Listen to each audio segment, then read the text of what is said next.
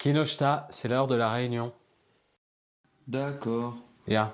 Comme vous le savez, confinement oblige, les écoles sont fermées et les élèves sont obligés de travailler de chez eux, ce qui a entraîné une hausse de l'utilisation de logiciels éducatifs. Mais pas chez nous. Les élèves qui n'ont pas l'habitude de recourir à des logiciels éducatifs n'utilisent que ceux que leurs professeurs leur conseillent. Mais surtout, nos clients qui d'habitude se servent de nos créations afin de changer leur manière d'apprendre par rapport à la scolarité presque entièrement limitée au papier et au stylo, ne trouvent plus d'intérêt et n'ont plus envie de travailler de par eux-mêmes sur d'autres logiciels. Il nous faut une idée pour réussir à garder nos utilisateurs. Et si nous faisions un jeu éducatif, c'est bien plus attirant. Hmm, je ne suis pas sûr que cela change grand-chose. Quand quelqu'un souhaite jouer à un jeu éducatif, c'est en premier pour l'apprentissage et en second pour l'amusement.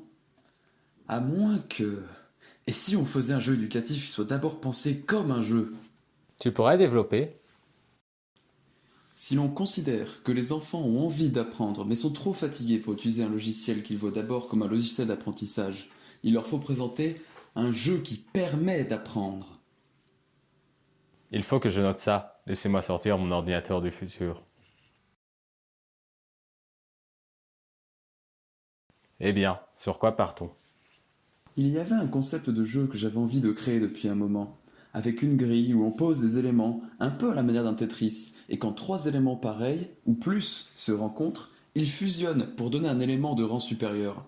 Les différents éléments seraient visibles sur l'écran pour que cela soit plus simple, à gauche par exemple.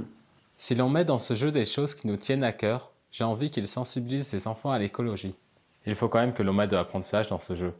Que diriez-vous d'en faire un moyen d'approcher la chimie pour les futurs collégiens? Concilier chimie et écologie avec ce gameplay. Oh, je sais. Nous n'avons qu'à faire des premiers éléments à fusionner, des atomes, et de ceux d'après, des inventions humaines écologiques. Comme une éolienne? Tout à fait. Dans ce cas, nous pourrions avoir dans le jeu un paysage dévasté par la pollution, et le but serait de générer des inventions propres qui prendraient la place des polluantes et le soigneraient. Un système de quête pourrait marcher. Oui. En lançant le jeu, on arriverait sur le paysage dévasté et on pourrait cliquer sur un élément du paysage pour lancer le jeu. Nous jouerions tranquillement jusqu'à obtenir l'élément qui nous fait réussir la quête. Quand nous perdons le jeu, c'est-à-dire en posant des éléments au-dessus de la limite de la grille, si la quête est réussie, nous revenons sur le paysage et nous le voyons se transformer. Nous ferions donc plusieurs quêtes, afin de soigner tout le paysage. Mais si nous le considérons comme un jeu, il est important que l'apprenant puisse continuer à jouer, même après avoir fait toutes les quêtes. Tout cela est très bien, mais où se situera l'éducation dans ce jeu? À droite, Pardon? on va mettre des descriptions des éléments du jeu à droite pour que les apprenants puissent les lire et s'instruire. Comme notre logiciel se doit de pouvoir également être vu comme un jeu, il faut faire en sorte de ne pas gêner le jeu. C'est pour ça que nous n'allons pas faire de pop-up, mais simplement mettre le texte explicatif sur la droite. Si nous voulons l'accord de la direction pour le développer, il nous faut des critères de jeu éducatif. Nous n'avons pas d'IA dans notre logiciel, il s'agirait donc d'un jeu éducatif de type EAO.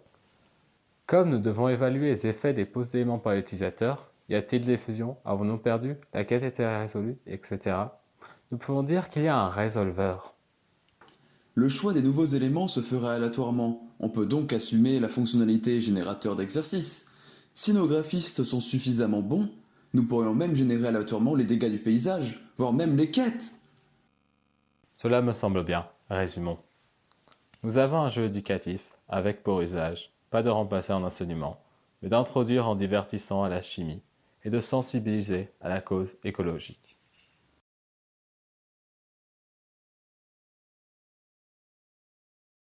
Maman, maman, il y a un nouveau jeu qui est sorti. Je peux y jouer, dis, je peux.